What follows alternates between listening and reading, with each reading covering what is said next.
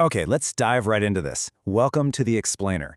Today we're pulling back the curtain on the dark, hidden history of 18th and 19th century Burma, specifically under the rule of the Konbaung Dynasty. It's a deeply fascinating story about absolute power, really intricate laws, and some truly chilling superstitions. So, how do you execute a royal without shedding a single drop of blood?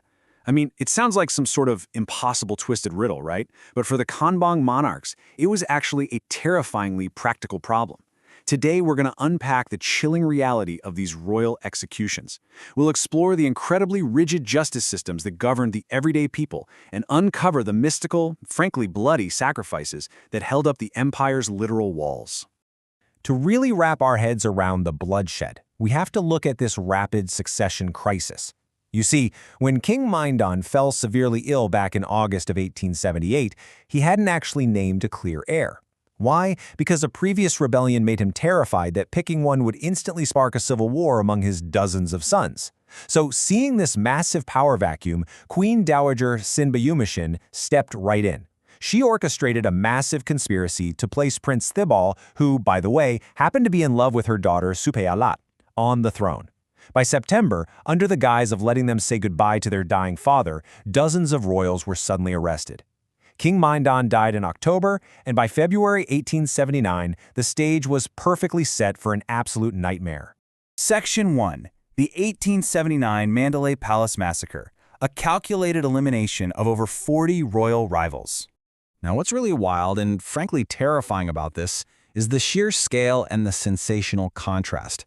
The Mandalay Palace Massacre wasn't just some random act of violence. It was a highly calculated, cold-blooded eradication of princes, princesses, and even their children, all to secure absolute power. And the way they pulled it off was horrifying. They intentionally organized 7 full days of loud, theatrical drama simply to drown out the screams. Picture this. The new king and queen are sitting in the palace, watching these vibrant, traditional court performances filled with music and dancing, while their own relatives, their half-brothers and sisters, are being systematically murdered just a stone's throw away in a nearby prison enclosure. Section 2. The Royal Blood Taboo. The mystical ban on spilling divine blood. So this taboo was actually a religious Mongolian-inspired tradition. It basically dictated that the divine blood of royals must never, ever contaminate the earth. This meant that even with absolute power over life and death, monarchs still had to answer to this incredibly rigid superstition. They couldn't just use a sword or a standard executioner's block. No, they needed a method that was entirely 100% bloodless. And that brings us to the gruesome, highly specific velvet sack execution protocol. Step 1. Bind the royal family member and place them inside a large red velvet sack. Step 2. Crush their throat or neck using blunt force. For this, they typically use a bamboo truncheon or a sandalwood club. Historical accounts noted chillingly bureaucratic detail here too. Princes were struck on the back of the neck while princesses were struck on the front.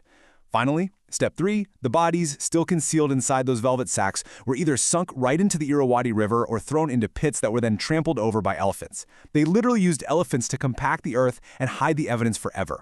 So you gotta wonder, who actually gave the green light for all this? Well, the British loudly accused the monarchy of being bloodthirsty savages, but years later, Queen Supayalat pushed back. She claimed, and I quote, "I was a teenager at the time and too young to undertake such an inhuman act. The massacre must have been organized by ministers and officials." And honestly, a lot of historical sources actually back this up. They point to Queen Hinjimbumashin and senior ministers as the true masterminds pulling the strings, even though King Thibaw and Supayalat ended up carrying the infamy with them into exile. Section 3. Justice for the Commoner. The rigid administration of the Shiyang.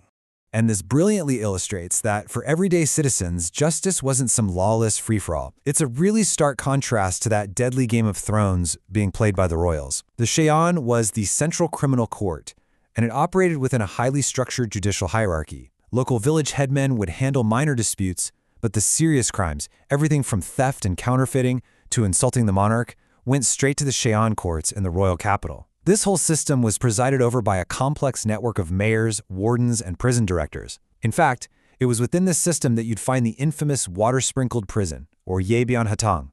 This was a brutal interrogation center specifically utilized for non-royal political dissidents, spies, and suspected traitors. The entire backbone of this legal system was the divide between Yazathat and Damathat.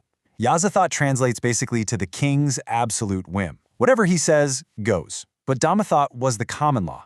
What's so wild to think about today, and why this really matters for understanding their daily life, is just how strictly codified these rules were. I mean, these laws dictated exactly what style of house you were allowed to build, what clothes you could wear, or even what specific type of coffin you could be buried in, and it was entirely based on your social standing. Section 4. Mystical Justice. The terrifying trials by ordeal. Okay, so what happens when the standard courts hit a dead end? No witnesses, no hard evidence. What then? Well, the legal system turned straight to the supernatural. Litigants were taken to a sacred space, usually a pagoda. There, they were forced to swear heavy oaths to the spirits that they weren't using any magic charms to cheat. Then they were subjected to one of 4 incredibly intense physical trials: the ordeal by lead, water, rice, or fire. So the crucial point here is how these actually worked in practice to determine guilt. In the ordeal by lead, the accuser and the accused both wrapped their fingers in split bamboo and thrust them directly into molten lead. If you came out uninjured, the spirits deemed you innocent. If you burned, you were guilty. Simple as that.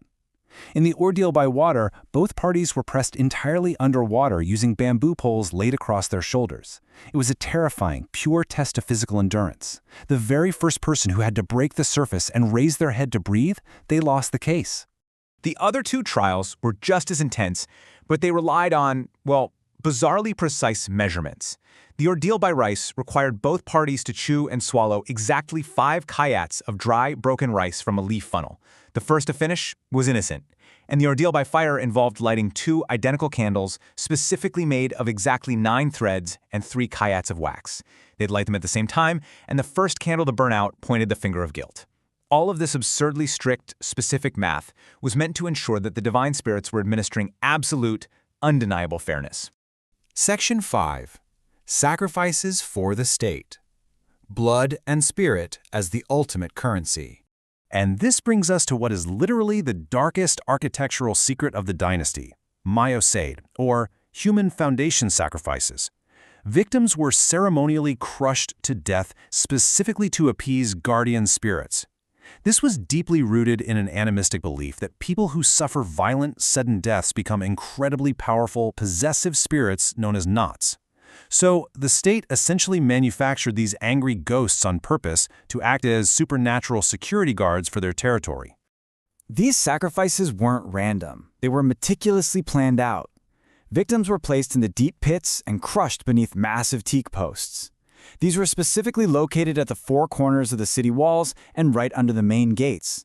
The logic was that these were the absolute most vulnerable defense points of the royal capital, and therefore they required the most powerful, angry spiritual protection to render the city completely impregnable to foreign invaders. But, as history shows us, those walls were definitely not impregnable. And it leaves us with a pretty massive question to chew on. If absolute power required such extreme violence to maintain, from royal massacres and red velvet sacks to crushing innocent commoners beneath city gates, did the Konbaung Dynasty engineer its own downfall from the inside out, long before the British ever even arrived? It really makes you question the true foundations of absolute power. Thank you so much for joining me for this explainer. Keep questioning, keep learning, and I'll catch you next time.